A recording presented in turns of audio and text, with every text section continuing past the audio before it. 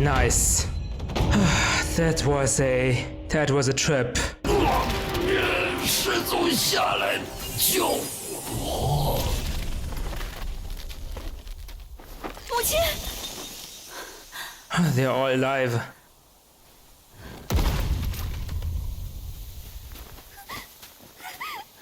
Oh shiz.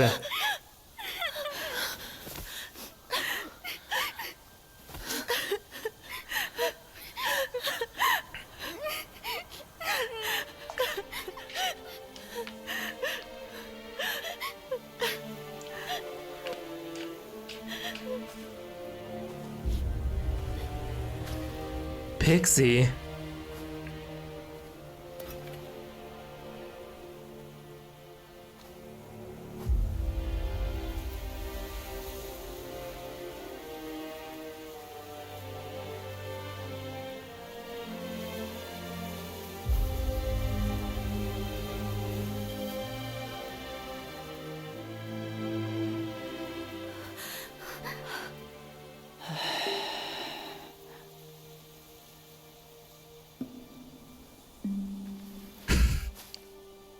你还是和那时一样笨呐！”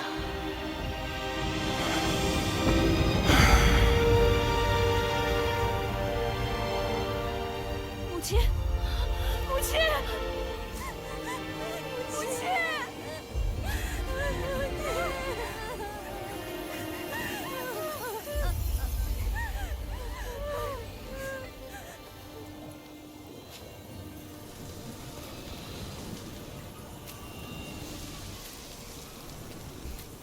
Is that the bone reflecting mirror?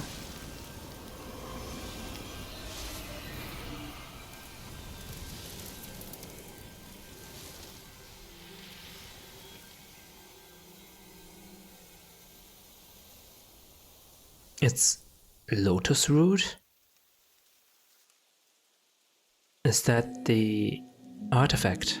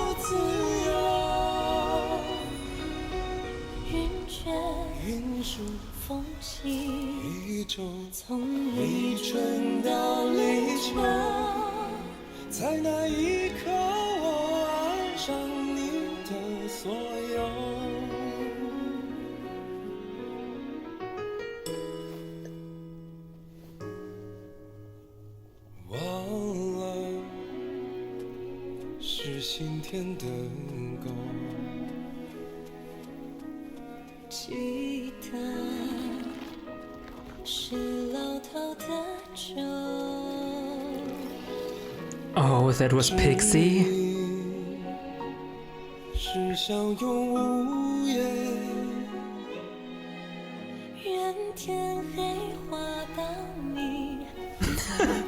Like, how many women did you go after?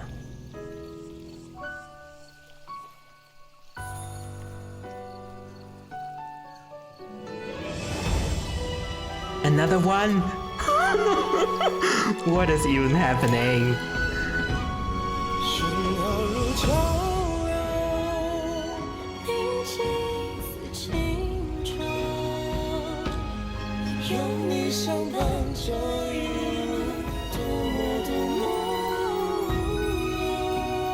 Or is it the same one?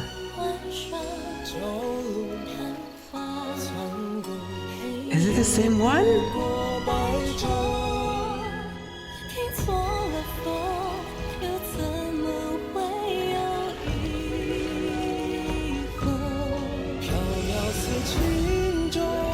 The spider lady. Violet spider?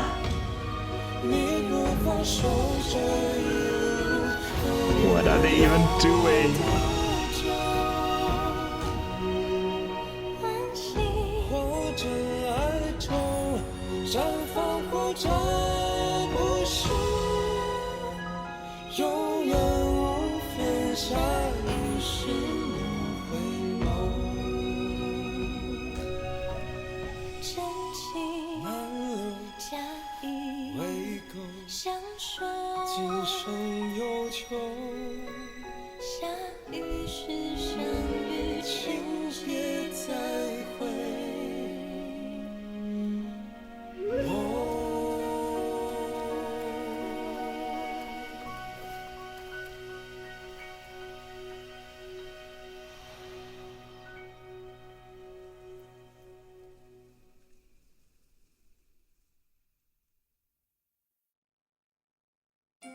That's it? 本事虽有长进，却还是个笨货。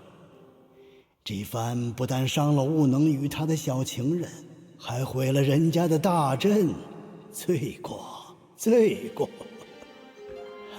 凡人也好，神仙也罢，都想着戒断过往，重启炉灶。可命运啊，就像爱人的舌头，嘴里一套，心里一套，哪怕亲口尝到，也不知到底是想要还是不想要。 Wait, what happened to Violet Spider? Don't tell me she died? Right after Pixie regained his memory or something?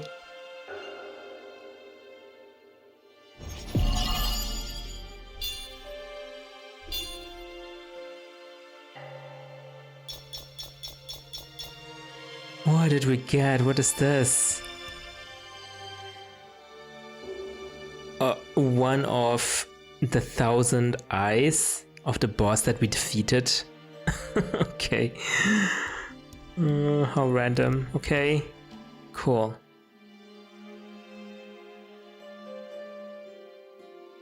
Oh wait, that's definitely Pixie. The bath scene that we saw, it's I think one of the original scenes in the book Journey to the West.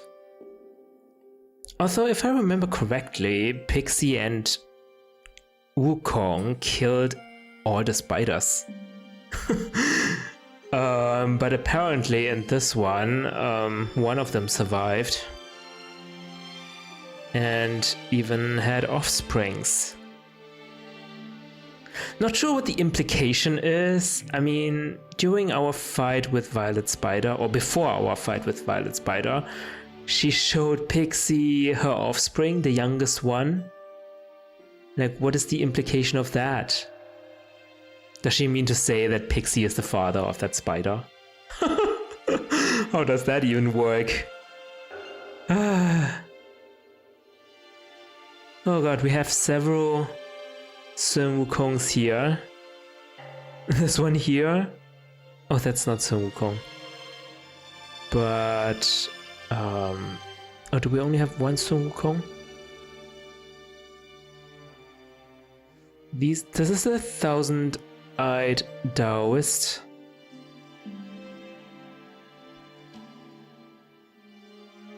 Okay, first of all, I wanna know who that is. Someone, an official from the heavens, probably. 料想这位定是冬天里的上仙。当年七情迷没、多目遭伤两难中，是毗蓝菩萨出手解困，不曾有天庭协助。可那孙悟空行事不论规矩，难说他没有去搬别的救兵。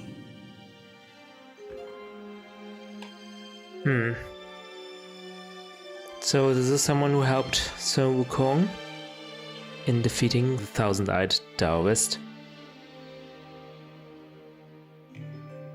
While Pixie is here, also trying to fight it, distracting it. 哎，青丝不斩，哪怕封了净坛使者，也是俗人一个。从总督天河的天蓬元帅，到福陵山的朱刚烈，再到取经的周武能，本性一点儿没变。也罢，做个职场的痴汉，定能少些烦恼吧。That is probably true.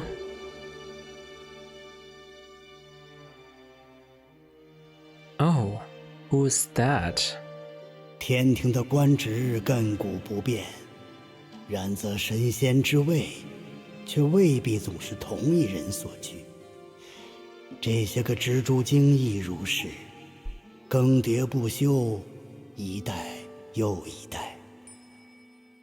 Right, these are the spider demons in their like human form.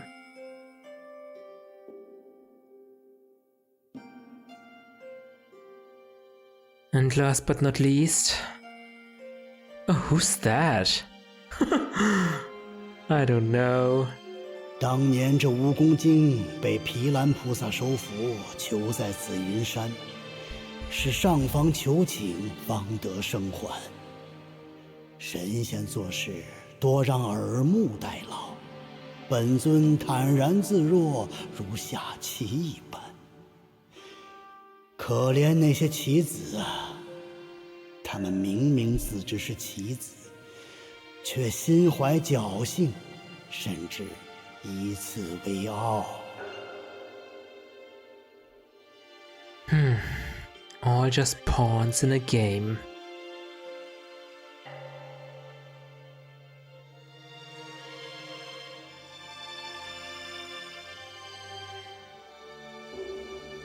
Okay.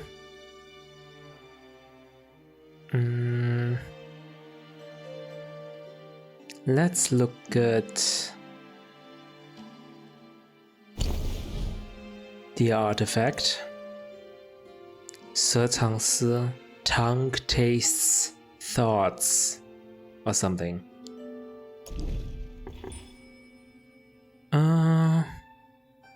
Okay. After taking pills, I can increase my critical hit rate.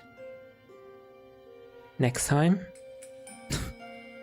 The next time I attack, I have increased critical hit rate. This is so useless, right? After immobilizing... Wait, what? Oh, after immobilizing an enemy, also immobilizes enemies around the enemy? Like in the vicinity? That is cool. Very nice for crowd control.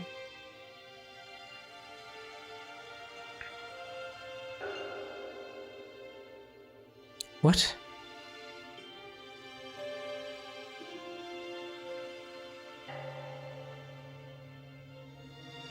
Every outfit? For every outfit? No, I don't get it. 每装配一个炮9物。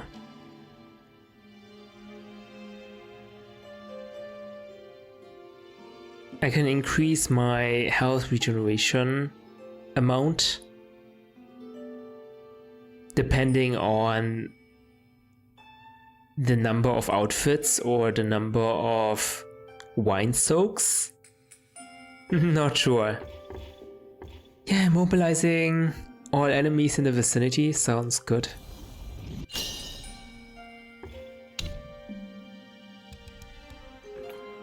Got some new items.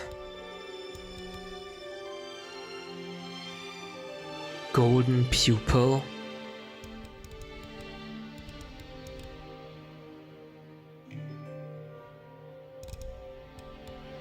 Okay, cool. Let's continue then.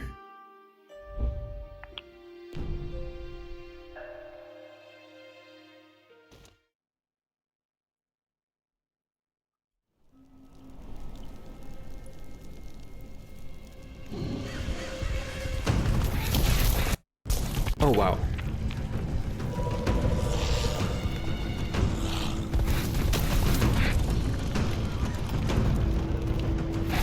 That is Pixie.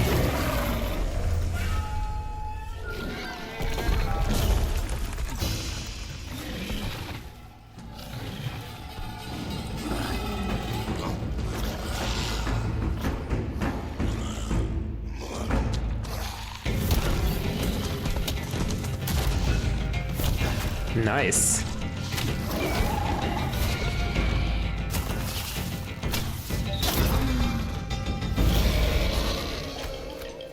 There I am.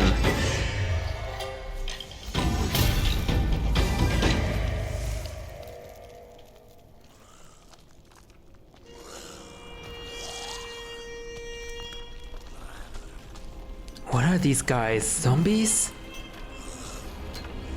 I'm supposed to fight here. Okay. Ooh. They can cast something.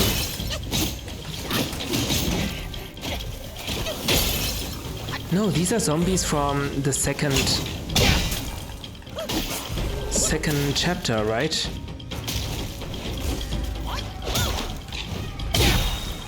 Here we go. You okay? Oh! There's more.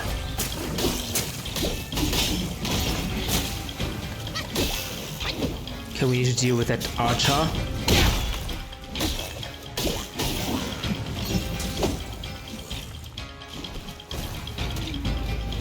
Oh!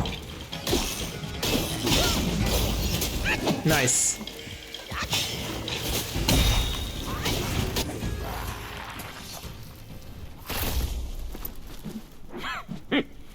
老朱当年总督天河，掌管8万水兵大众，这些个阴兵鬼卒也敢拦路？哼！若不是靠我神庙变化，你今日准交代在这儿了。给叔叔磕个响头，不过分吧？Shit! Wait, what?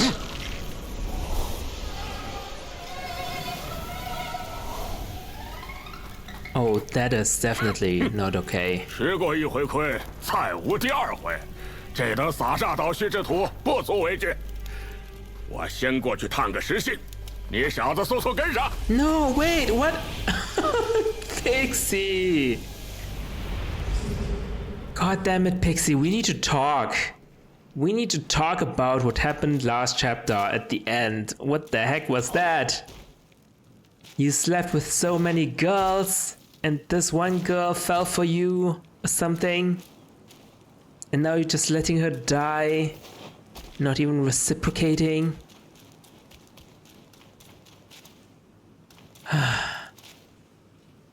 Whoa, everything's like ashes.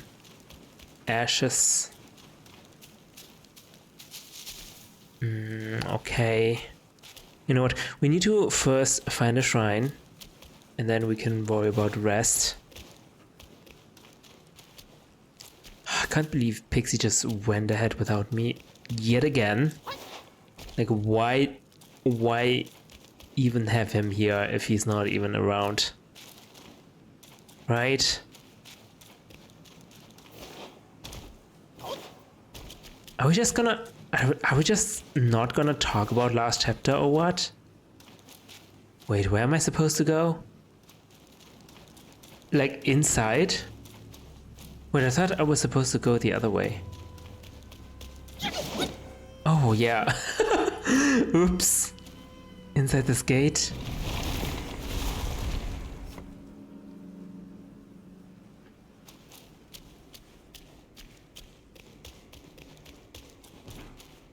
Oh, hello.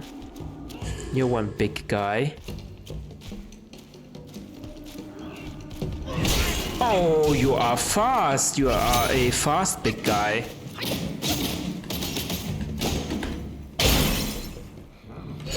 What the heck?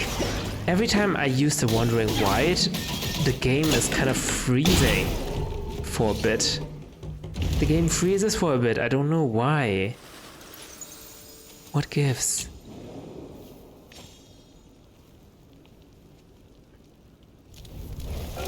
Whoa. That looks awesome. Like, what the heck?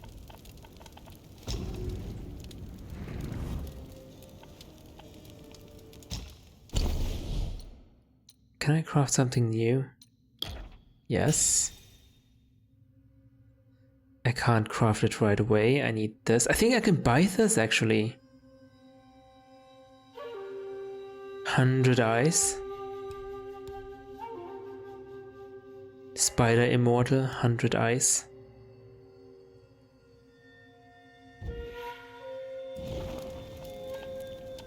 I can actually buy this, right? Yes.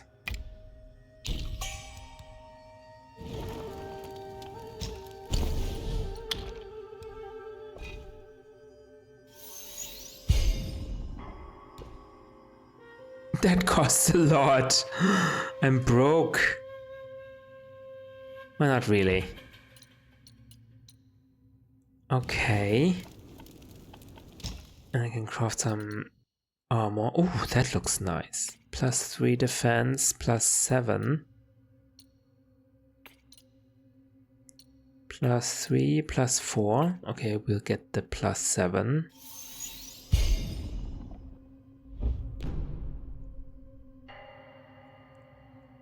It will decrease my poison damage. I can't afford anything else, huh? I need that golden thread, which I wasted. This is unfortunate.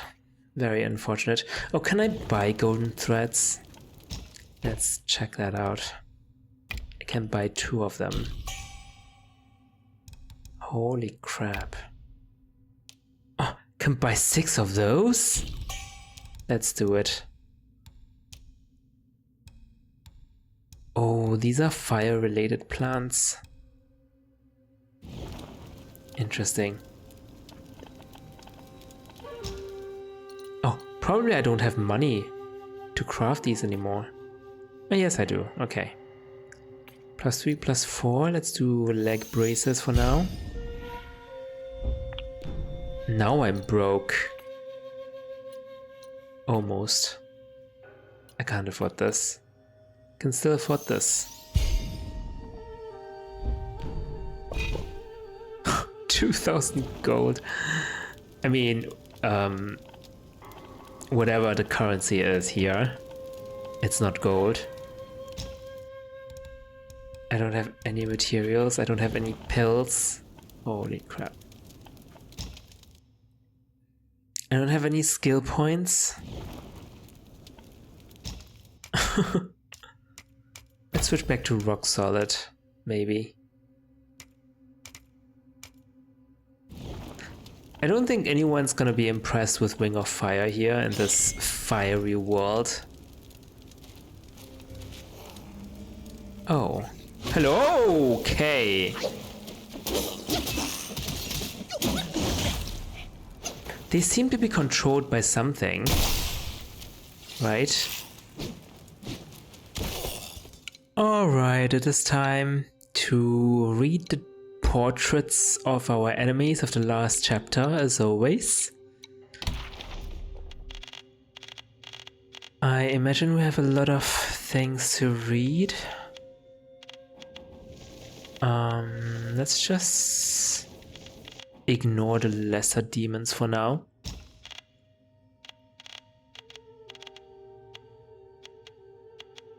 Yeah, okay, we have all the sisters here. Let's first start with the first sister.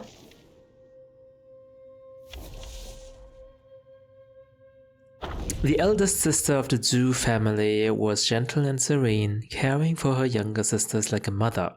She meticulously managed every aspect of their daily lives. Even the straightforward second sister and the independent fourth sister behaved obediently and showed a touch of girlish charm in her presence.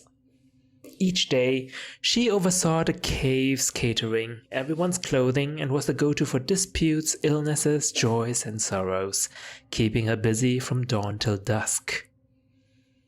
There was always a steady stream of courier, lesser yaoguais coming to her with messages. "My lady, the second and fourth ladies are arguing.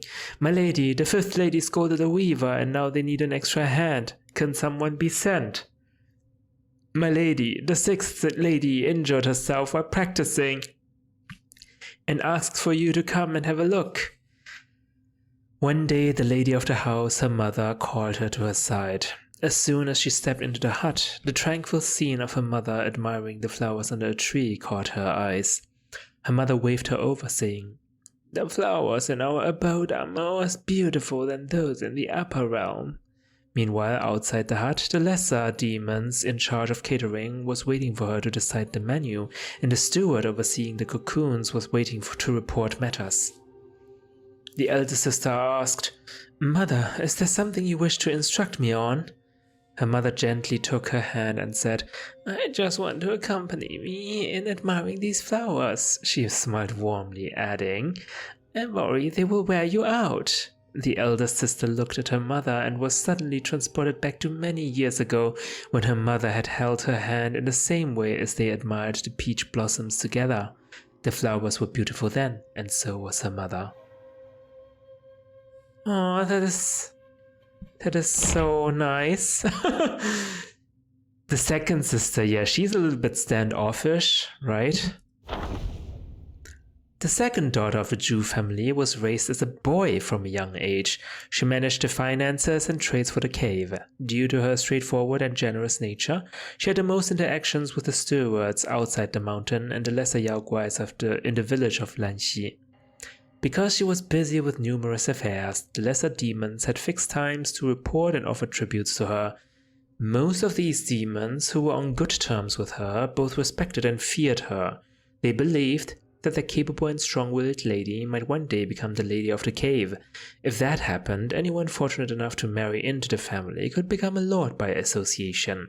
This caused much distress for the 4 scorpion princes residing in the cave, who were often the subject of idle gossip. What, they're scorpion princes?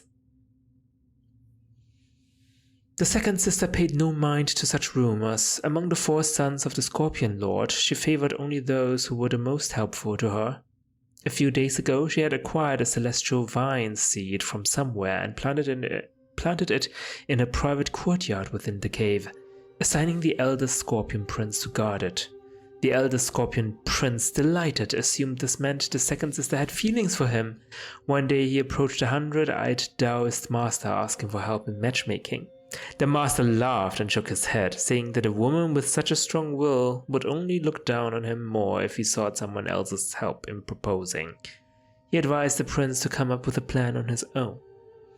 After returning to the cave, the eldest Scorpion Prince suckled the celestial vine repeatedly, but he still hadn't figured out a way to win her heart. Okay, that was random. The second part was all about that Scorpion Prince. Third sister? The third daughter of the Jew family, graceful in demeanor and gentle in nature, loved reading and writing. Observing that her younger sisters were still naive and her 2 elder sisters were extremely busy, she focused on needlework and became the best weaver in the family. The fabric shop run by the second sister outside used weaving patterns designed by the third sister. The weavers in the cave were also trained by her. Due to her gentle and kind-hearted nature, she often found it difficult to command the demons. Thus, the fifth sister became her best assistant. While the third sister taught with the weaving patterns in hand, the fifth sister followed with a punishing ruler. If any weaver was particularly unruly, the straightforward fifth sister would report them to the second sister, who would then seal the offender in a cocoon to be used as food. Holy! Because the eldest and second sisters were often preoccupied with various affairs, the fifth sister had been following the third sister since childhood. The third sister was very quiet, so the fifth sister became her lively counterpart. The 2 sisters bickered and quarreled, but it made the days pass more easily. Among the books the third sister often read were those strange mortal anecdotes. She always found them fascinating and longed to experience those romantic scenes depicted. However, she was too wise to fall for any romantic scholar, knowing that most demons in these stories met tragic ends. Yeah, they don't write stories where demons end. Well, I suppose. Fourth sister. So, in the old days, the Scorpion Lord brought his 4 sons to the Temple of Yellow Flowers seeking refuge. The 100-eyed Taoist master, coveting the power of his venom, promised to arrange marriages between the young spider demons and the Scorpion Princess. Hence, he called forth Violet Spider and 4 of her daughters to meet them. Once everyone was seated, the Taoist master asked the princess to introduce themselves. The elder prince stood up, thumping his chest, and declared, "My skills were personally taught by my father. Among my brothers, I am the best bachelor. If all the sisters wish to marry me, don't let it cause any discord." Seeing the sisters frown, the second prince quickly stood up and interjected, "Sisters, please forgive my brother's recklessness. Strong as he is, which I admit, I am no less capable. If you choose me as your husband, I will expand our domain and make it prosperous." The Taoist master was displeased by the second prince's ambition, and the sisters too remained non-committal, turning their gaze to the third scorpion son. Feeling the pressure of their stares, he reluctantly said, "My brothers are all skilled, and my younger brother is also exceptional. Sisters, please consider carefully before making a choice." The fourth prince, disdainful of his third brother's lack of confidence, said, "My third brother is a bit awkward in temperament. I hope you don't mind. Although I am younger, my future is promising. Choosing me is choosing the future." After hearing their self-introductions, the Taoist master asked the 4 daughters to express their opinions one by one. The eldest sister spoke gently. "With many sisters to look after, and our mother's illness, I cannot lay down this burden and let my sisters suffer. My marriage can wait a few more years." Oh, what a nice deflection. The scorpions shook their heads, expressing regret. The second sister laughed coquettishly and said, "I am busy managing the family business alone, with many financial gaps to fill. If any of you are willing to help bridge these gaps, I might consider marriage." The Scorpion Lord's mountain had long since fallen into ruin, with no wealth to speak of, so the second sister's words effectively ended the conversation. Wow! The third sister, holding a fan, said, "I wish to marry someone with whom I can live in harmony. I love the poetry of Luo Ying. Have any of you read his works?" It's likely that the 4 princes didn't even know what poetry was, let alone who Luo Ying was. Consequently, everyone pinned their hopes on the 4th sister. Sitting at the end, the 4th sister hummed softly out of boredom before speaking. "My sisters, you were too polite, speaking so tactfully that they probably didn't even understand. This so-called meeting is just a scheme against us. We would end up with no gain while they take our dowries and positions in our cave. How dare they consider us as the ones to be taken advantage of? They call themselves princes, yet none of them are noble. If they truly had any skills, why not earn their own fortunes instead of showing off and making fools of themselves here?" Wow. She is, very direct. After the 4th sister's outburst, the conversation at the table shifted to criticizing her. Though apologies were exchanged, the topic of marriage was never brought up again. Wow. The 5th one, we already heard about her. She's friends, or very close to the 3rd one. 3rd sister, wait. Yeah. The 5th daughter, in the prime of her youth, was renowned for her stunning beauty. One night, dark clouds obscured the moon, and a chilly wind swept over the ridge, signaling an impending storm. The 5th sister was accompanying her 2nd sister in the village, overseeing the work of the lesser demons, when she spotted a traveling scholar seeking shelter from the rain. Feeling mischievous, she decided to play a trick on him. The scholar, being somewhat naive, was worried that his bookcase getting soaked and rushed into the deserted village without noticing the demons. He barely made it inside bolted the door and lit an oil lamp just as the rain began to pour heavily outside. Gazing at the rain through the window, the scholar was inspired to recite poetry. Shoes land in turmoil, the court in disarray. Like thunderclaps in clear skies they sway. A clap of thunder roared. The scholar thought he saw the window shake, but paid it no mind, until he finished reciting, feeling refreshed. As he finished, he noticed the window lattice move again. Assuming it was the wind and rain, he hurriedly shut the window. After finishing his poem, feeling refreshed, he suddenly realized someone was knocking at the door. He caught a glimpse of a graceful silhouette on the door's paper screen, and a sense of alarm washed over him as he entertained the thought that it could be a demon. However, considering his own wretched and unremarkable existence, he somehow found solace in the idea of becoming a victim of beauty. The scholar hurriedly got up and flung the door open, expecting to see a stunning demon. He was instead met with a horrifying sight. A ghost with disheveled hair and pus-filled eyes. Overwhelmed with terror, he let out a scream and instinctively pushed past her, desperate to escape. Outside the door, the fifth daughter, playing with her delicate fingers, leaned gracefully against the wall, only to be knocked off balance. Angrily, she walked into the house, cursing the scholar for his rudeness, and happened to see an old bronze mirror on the desk. Picking it up, she found out that a storm had washed away her makeup, leaving her face a patchwork of colors, and with her wet hair covering it, she looked truly frightening. Even she couldn't help but laugh. Oh, she didn't do it on purpose. Okay. Interesting. Wow. Last but not least, the sixth sister. Hey, wait, the fourth sister. She's the one who helped us, right? That's her, the fourth sister. Or she's a direct one, yeah. The sixth sister, presumably Pixie's daughter? Like, what the heck? In the webbed hollow, there were no children of the same age as the sixth sister. She usually spent her time with her elder sisters, who were all very nice to her. Only the fourth sister would strictly supervise her training. Sometimes, when she trained diligently, the fourth sister would take her to the mountain top to gaze at the scenery outside and tell her stories about a world beyond the mountains. Although she enjoyed following her fourth sister, the fourth sister often went into the mountains to investigate secrets unknown to her. Claiming it was dangerous, she refused to take her along, which left the sixth sister feeling bored. One day, a flower viewing banquet was held in the mountains, and the lesser demons from Mount Wusan came to deliver gifts. As usual, after completing the tasks, they were invited to stay and drink.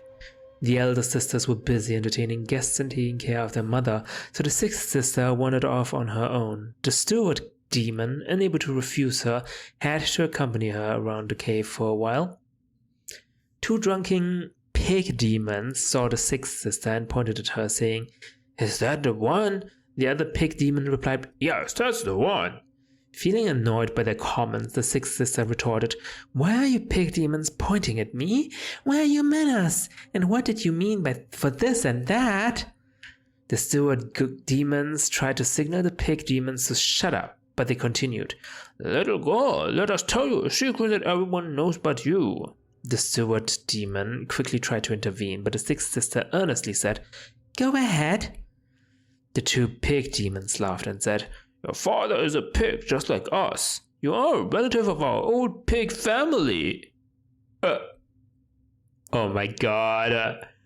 Contrary to their expectations, the little girl didn't burst in anger or throw a tantrum.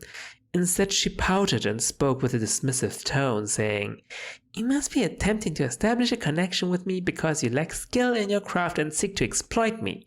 The one my mother chose would never be someone as despicable as you." Hearing this, the pig demons felt embarrassed and never dared to joke at her again. Oh my god, the rumor is Pixie is her father. Like, what? How does this even work? Pixie, what did you do, man? We have the Elder Armor Worm. In ancient times, sometimes cast 2 celestial eggs from Mount Kunlun into a blessed land on Earth. However, the will of the mortal realm was not as abundant as that of the celestial realm. As a result, the heavenly eggs failed to fully nurture and lost many of their wondrous abilities, taking on vastly different forms. One of these celestial eggs was used to redeem the guilty, while the other was hidden away by someone with ulterior motives. From this hidden egg, various creatures emerged, and it came to be known as the Elder Armor Worm. Every few days, it would produce insect eggs that resembled blood sacs. If these eggs were ingested by a living being, the larvae would devour their internal organs. Depending on the innate differences of the larvae, the host would undergo a transformation, turning into one of many types of insects. If the eggs of the Elder Armor Worm were not ingested, they would naturally hatch into an ordinary armor worm. These ordinary worms would spin silk to create cocoons, which they used to trap their prey. The cocoons contained potent toxins that caused the trapped creatures to experience a sensation of flying in the wind, as if floating on clouds instead of feeling suffocated. However, prolonged exposure to these toxins led to abnormal changes in their bodies over time. Some practitioners attempted to use this method to temper their bodies and enhance their powers. However, it was ultimately considered a deviant practice that easily led to a loss of sanity. Since the heavenly egg entered the mortal realm, many have fallen victim to its poison. The armor worm, despite its terrifying appearance, is not adept at combat. Aside from spewing filth from its mouth, it possesses no remarkable abilities. However, its continued existence and proliferation in this world suggests that it must provide some unknown benefits to certain individuals. Lovely.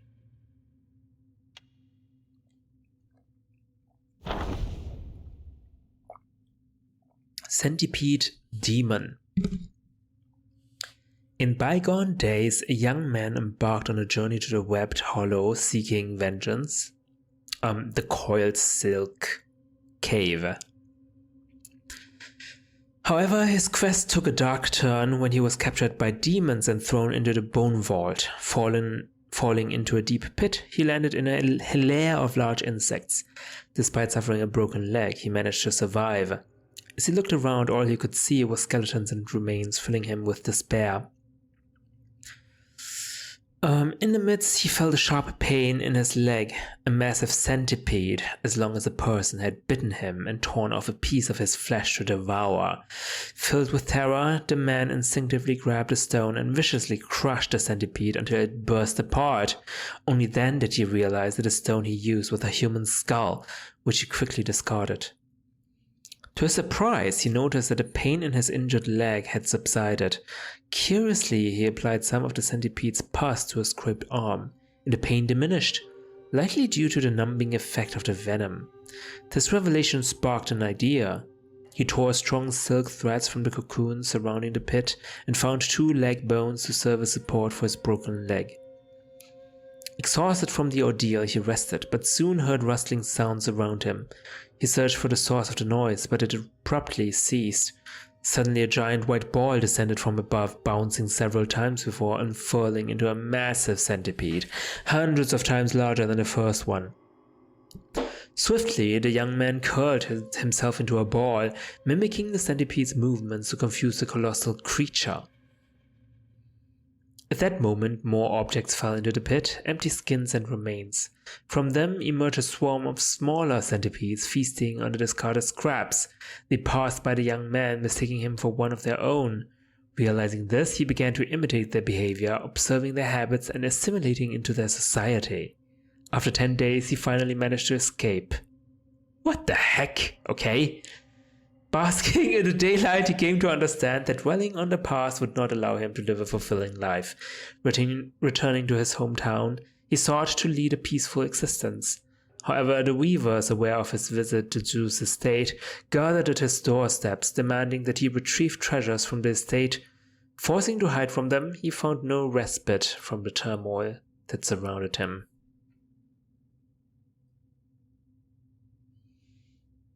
A young man went to the cave seeking vengeance. Why? Was he one of the husbands that were forced to marry violet spiders? Bodhisattva's right hand. In the olden days, a pair of enormous arms were brought into the webbed hollow by a Taoist. The lesser Yaoguais had no idea of their origin, but judging by their form, they must have once belonged to a divine being. Shortly after, the 100-eyed Taoist master personally visited and placed 2 egg-like objects within the arms, instructing the Yaoguais to guard them diligently. Egg-like objects? At first, the arms exuded a thick, foul-smelling fluid. After some time, the fluid dried up, forming a thick blood membrane that encased the arms. Years passed, and from a distance, one could see something writhing within the blood membrane, as if something was growing inside, eager to break free. Exactly 10 years later, 2 insects emerged from the eggs. Their bodies resembled bees, their tails like hands, and their venomous spit could kill any bird or beast and wither any plant it touched. The 100-eyed Taoist master rejoiced and arranged a grand feast to celebrate. Amidst the banquet, he turned to the violet spider and shared a tale. You may not be aware, but I once attempted a similar endeavor on Purple Cloud Mountain. Alas, the celestial eggs failed to hatch as intended, and I faced severe reprimand from our master. However, this time, I have come to realize that the celestial eggs bestowed upon us were not meant for lofty destinies to ascend. Creating demons, on the other hand, is an ideal outcome. Heavenly eggs? The heavenly eggs failed to hatch. It was the 100-eyed Taoist master. And there are 2 more heavenly eggs he used to create these hand monsters, hand insects. One of the insects had a left hand for a tail, and the other had a right hand. They loved to hang upside down from the cave ceiling, dangling their tails to lure prey. When the prey approached, they would clap their hands together, crushing the prey into a pulp before lowering their heads to swallow it whole. Later, the left-hand insect went into the mountains to practice, while the right-hand one, now unable to clap, preferred to guard the narrow paths. There, it could take full advantage of the terrain to capture and devour any intruders. Ooh, the left-hand insect was like eaten by a froggy frog. That is unfortunate. Oh. We have not encountered this one yet.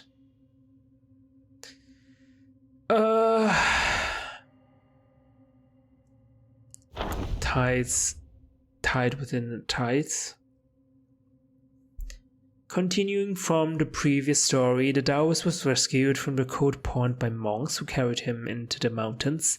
He initially expected them to take him to a temple for healing, but to his surprise, they threw him into a dungeon. In the dungeon, he endured beguiling chants, suffered from red eyes, and narrowly escaped death. Despite the hardships, his martial skills improved, which he considered a fortunate turn of events. When he finally returned to the original spot, the frog was nowhere to be found. He left the New West and continued his journey. Okay. One sunny day, the Taoist arrived at a ridge covered in lush greenery, with a few thatched huts indicating habitation. Seeking a place to rest, he stepped into a large courtyard, but fell into a hole. Inside, he found layers of spiderwebs and insect demons everywhere. Fortunately, he was no longer as helpless as before and managed to navigate deeper into the cave. The tadpoles he had been nurturing in his gourd suddenly became lively. He squeezed through a stone crevice and saw a large crimson-skinned frog occupying a natural spring, with insect demons keeping their distance. Drawing his sword, he attacked the frog. They fought fiercely, one emitting crackling electricity, the other thrashing its limbs powerfully.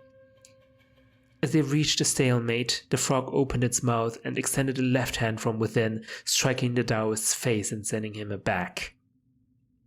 The frog then tilted its head back, and the Taoist, having learned his lesson, dared not approach. The frog spewed poisonous water, which spread and contaminated the entire pond. The Taoist hadn't anticipated this ability and, lacking any antidote, hurriedly retreated through the stone crevice. As he did, he heard a female voice behind him. "Taoist, why aren't you practicing your swordsmanship at the temple? Are you here to seek death?" Poisoned and unable to respond, he collapsed into the muddy pond. In his hazy state, he heard the woman call for help. "Quick, carry him back to the temple. Can't let him die here, it would be hard to explain." The Spider Daughters, probably. Beetle Commander. Oh, that's from the 5th chapter already. A young man from the village of Shaded... No, wait, that's still from the 4th chapter. Oops. A young man from the village of Shaded Heights served as a county yamen, running errands for the local government. The magistrate despised him and hindered his advances at every turn. One day, the magistrate learned of a demon haunting the village of Lanxi. He sent the young man to investigate alone and hoped he'd never return. Aware of the magistrate's ill intent, the young man accepted the task. He chose not to beg for his life in this. As he entered the desolate village, he was overcome with regret. But as night fell and without knowledge of the mountain paths, he had no choice but to stay. He found a house with intact eaves, barred all doors and windows, and lit a lamp to steel himself for a long night, planning to depart at first light. Fear gripped him at midnight, so he practiced a swordplay to calm his nerves. After a while, a deep voice arose from the darkness above the rafters. "I am a demon of this ridge. I meant to kill you, but with your fine swordsmanship and an official blade, you must be a Yamen runner, yes?" The young man was startled, but needed to voice his woes. He shared his ordeal with the demon and drew sighs of empathy. The demon said, "I too was once an imperial guard, but a treacherous court official cursed me into a beetle to scrape by in these hills. I long for death, but I still wish to pass on my sword skills to someone worthy. Now, if you're willing to learn my skills, I offer to teach you." The young man dared not to refuse. As he agreed, a beetle, over 3 meters tall, descended from the shadows. Its neck bore a thick carapace like a general's helm. The beetle wielded twin blades with a steadfast and forceful style that suited the young man's disposition. Overjoyed, the young man practiced with the beetle by the fading lamplight till dawn. As they parted, the beetle said kindly, "The world these days is full of those lacking talent and virtue and ascending through flattery. Why tangle with them and sully yourself? Aim higher, a man should carve his own path." With a hearty laugh, the beetle left. This encounter changed the young man. He resigned from his position in the Yamen, enlisted in the border armies. His superb swordsmanship elevated him to the rank of general. Leading the troops against foreign foes, he won victory after victory and became a famed commander. What a kind beetle commander. My god, makes me almost sad to kill him. Oh, the red dragon!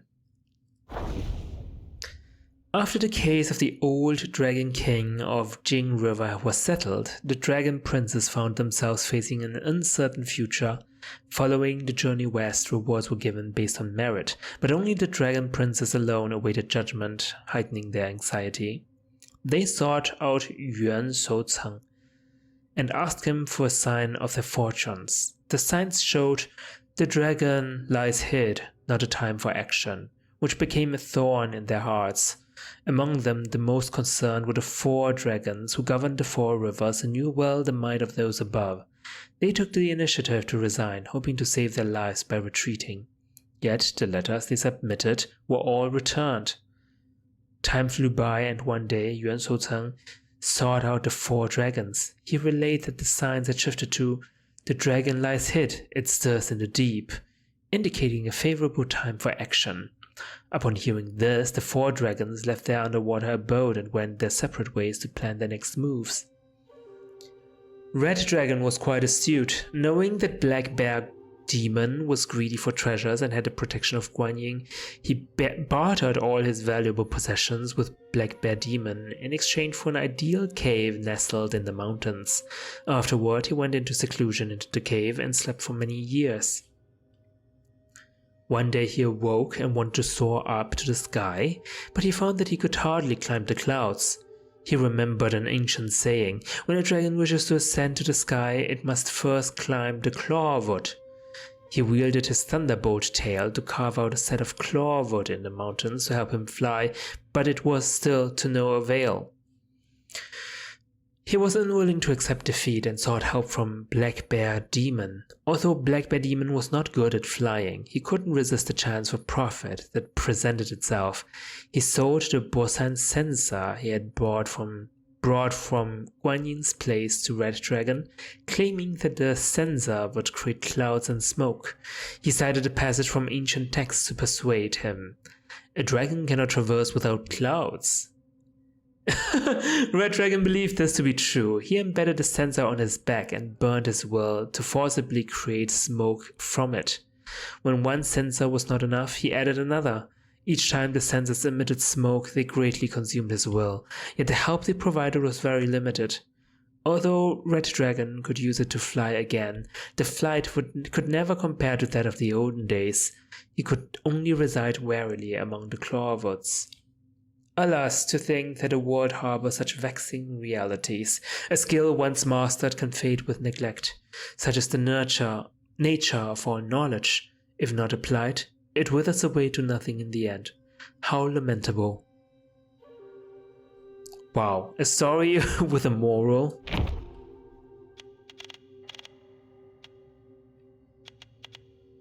Violet Spider. Upon reaching a cluster of huts in the forest, Tripitaka decided to seek alms for food. As he approached the village, he saw several women playing with balls under a pavilion. Invited by them into their home, he was suddenly thrown to the ground, tied up with ropes and hung from the beam in the most uncomfortable manner. While climbing trees and branches, Sun Wukong turned back and saw a glimmer of light. Realizing that his master must have encountered demons, he summoned the local keeper for details and learned that the glimmer was from the celestial bathing spring, which had been taken over by 7 spider demons.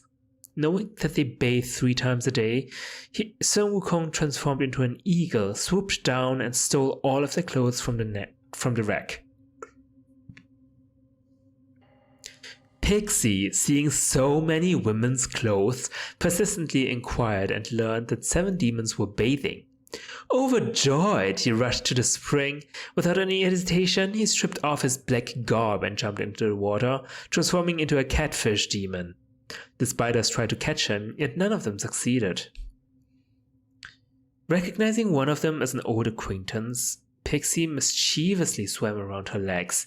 He floated and dived around her until he was out of breath and hazed. The demons retreated to their caves, fetched some old clothes and called upon their 7 adopted sons to guard the house while they headed to the Temple of Yellow Flowers to seek aid.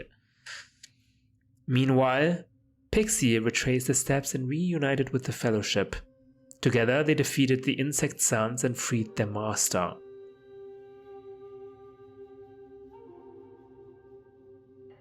Without delay, they hurried to the Temple of Yellow Flowers. The temple master, who had practiced alongside the 7 spider guys, learned that Tripitaka was a monk of 10 lifetimes merits and that his fellow spiders were humiliated, prepared 4 cups of poisoned tea, intending to exact revenge on the Fellowship and ultimately consume Tripitaka.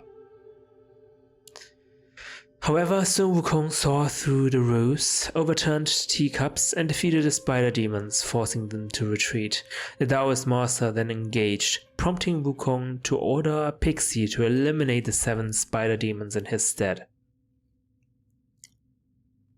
Following his command, Pixie wielded his rake and struck down each of the spiders, sparing only the last one.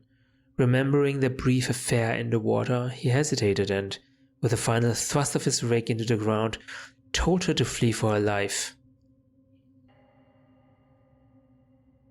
Yeah, so in the original stories, I think they killed all of the spider demons, but in this one of the spider is an old acquaintance of Pixie, so Pixie spared her. Yellow Dragon. The plan he had was simple. Once the old man could foresee destiny, he would surely sidestep misfortune. By staying with him, he believed he could elude all danger. After his brothers each fled to distant realms, he transformed into a dragon pattern on Yuan Shuocheng's robe.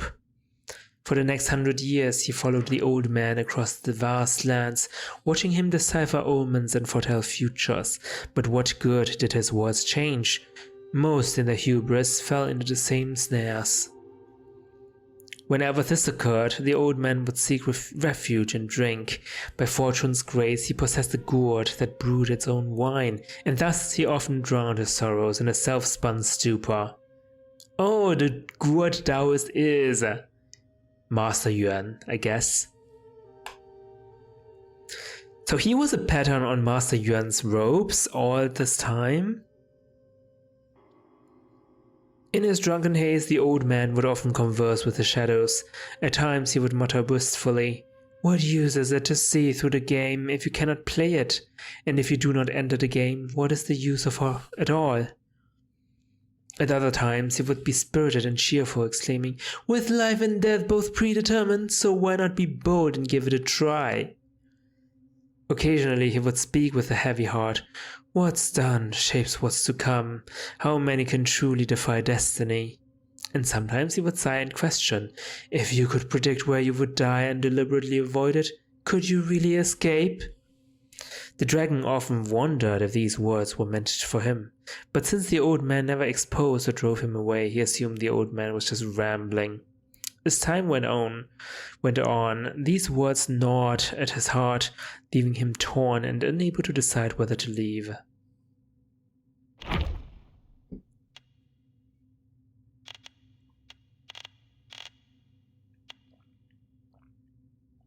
And last but not least, the 100-eyed Taoist master.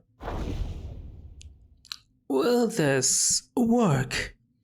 Violet Spider lowered her head, not daring to look directly at 100-eyed Taoist master. The master handed a needle to the old woman and said softly, "With what the monkey left behind in this vessel mine, you have nothing to worry about. If both fail, come to me, and I will back you up." He paused as if a new thought had struck him and added, "If I act first, you will never see that pig again." Hearing this, the old woman quickly took the needle, thanked him, and left. Once the door closed, an immortal with a red scalp and crane face came in, holding a fly whisk. He emerged from behind the screen, looking at the master imposingly. The master bowed respectfully and reported, "With that pig in our hands, the Destined One alone will not cause any trouble." The crane immortal remained non-committal and sighed, "Your little schemes are all under His Majesty's watchful eyes. He hasn't intervened out of respect for Her Majesty." Wait, what? His Majesty would be the Jade Emperor, I guess? But who's Her Majesty? The master chuckled dryly and replied, "Her Majesty's words. They've taken too much profit. This time our principal and interest must be taken back." The crane immortal flicked his fly whisk as if shooing away flies and said leisurely, "Once it's done, you leave, but they still have to stay." No expression could be seen on the master's face as he bowed deeply to the immortal. The crane immortal, was that the one who, well, quote unquote, helped me against that hand face?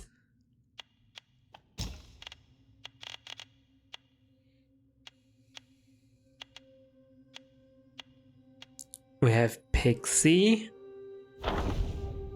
Did we read this?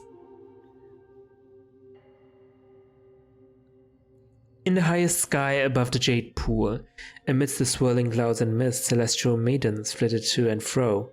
Today, the Queen Mother of the West was hosting a lotus viewing banquet. As Admiral Tianpeng walked past the gate, he saw a tall, burly man blocked by a celestial maiden.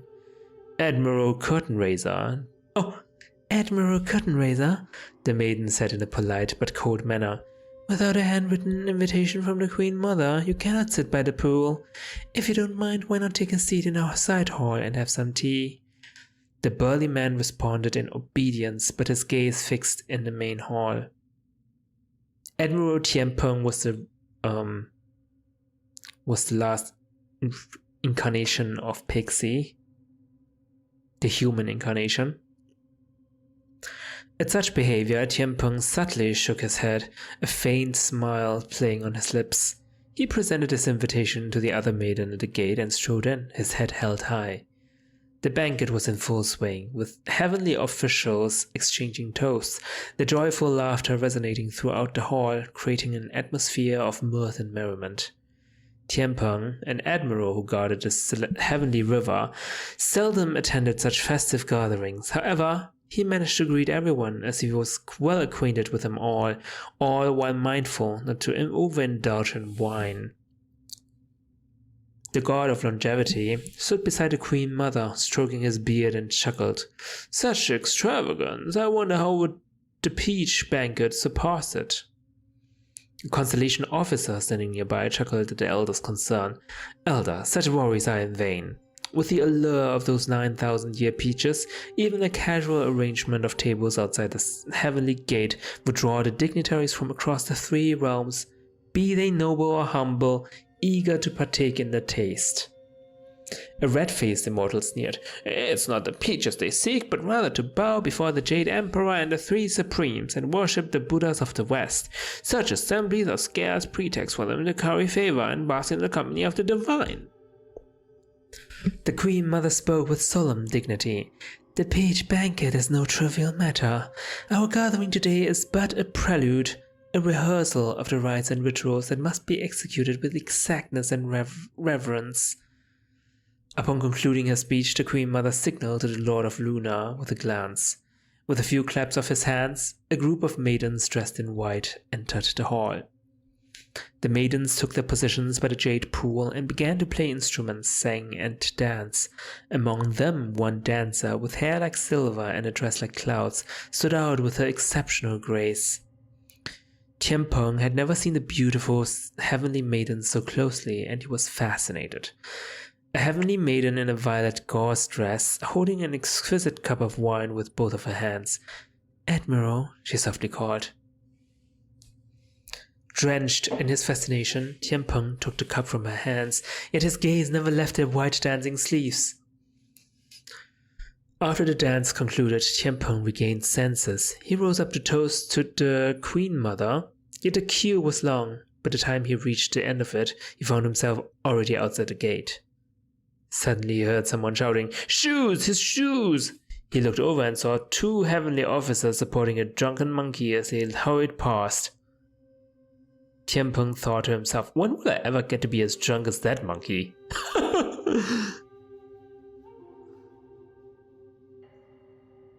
That monkey? Like, is that Brother Monkey? Our alcoholic?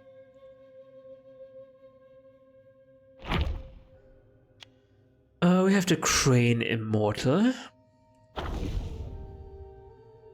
The newly appointed Dawn Star originally served in the Hall of Incense.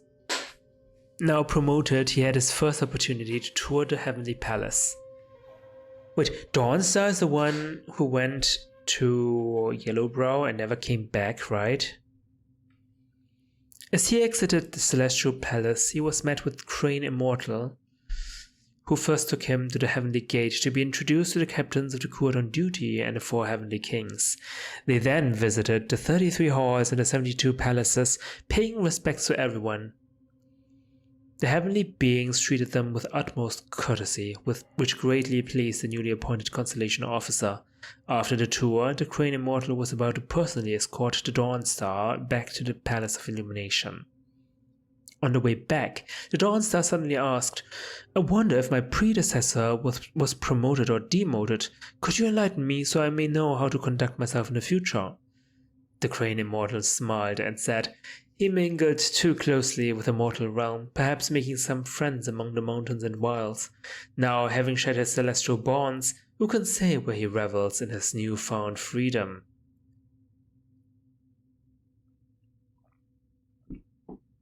The Constellation Officer frowned.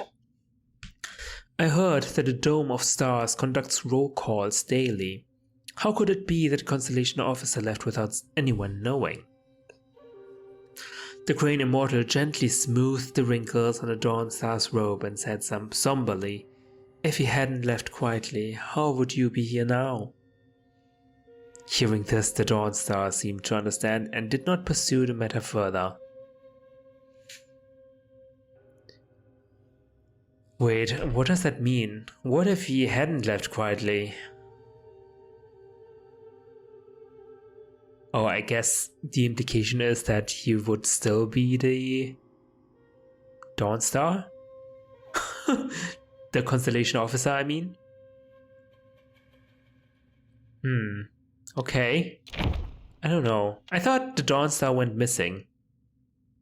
I guess that's probably why they need a new Dawnstar. We've read these. Yeah, okay, that's it.